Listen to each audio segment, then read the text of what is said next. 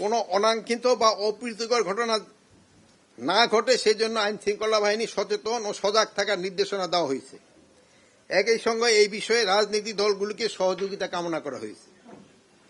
আমরা চাই সবাই মিলে একটি নিরপেক্ষ উৎসবমুখর নির্বাচন জাতিকে উপহার দিতে, সেটি বাংলাদেশ নির্বাচনের ইতিহাসের রোল মডেল হয়ে থাকবে। এই ক্ষেত্রে আপনাদেরও সহযোগিতা দরকার এবং আপনারা সবাই আমাদের সাহায্য করবেন এবং আমরাও আপনাদের সাহায্য করব। সবাই আসন্ন ত্রয়োদশ জাতীয় সংসদ নির্বাচন গণভোট 2026 উপলক্ষে নির্বাচনী দায়িত্বে নিয়োজিত কর্মকর্তা সহ আইন শৃঙ্খলা বাহিনীকে বেশ কিছু নির্দেশনা দেওয়া হয়েছে। আপনারা জানেন, প্রশাসন ও আইন শৃঙ্খলা বাহিনী যদি জনগণের আস্থার জায়গায় দাঁড়াতে পারে তবে আইন প্রয়োগ করা সহজ হয়, আর যদি আস্থা হারায় তবে শক্তি দিয়েও শান্তি প্রতিষ্ঠা করা যায় না। সেই জন্য আইন শৃঙ্খলা বাহিনীকে জনগণের আস্থা অর্জনের নির্দেশনা দেওয়া হয়েছে।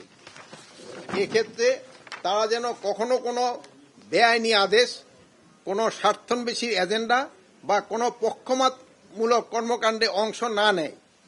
এমনকি ঊর্ধ্বতন কর্তৃপক্ষের অবৈধ বা বেআইনি আদেশ মানা যাবে না, সেই নির্দেশনা দেওয়া হয়েছে। আসন্ন জাতীয় সংসদ নির্বাচনে আইন শৃঙ্খলা বাহিনীকে মানবিক মূল্যবোধ এবং সততা, নৈতিকতা, দক্ষতা এবং বিচক্ষণতা ও পেশাদারিত্ব এবং মানবিকতা ও সেবাধর্মী মনোভাব নিয়ে কাজ করার নির্দেশনা দেওয়া হয়েছে। দেশপ্রেমের মহান ব্রত নিয়ে জননিরাপত্তা ও শৃঙ্খলা বজায় রাখতে সর্বোচ্চ ত্যাগ স্বীকার করতে হবে। সরকারি কর্মকর্তা হিসাবে শতভাগ নিরপেক্ষতার সঙ্গে দায়িত্ব পালন করতে হবে।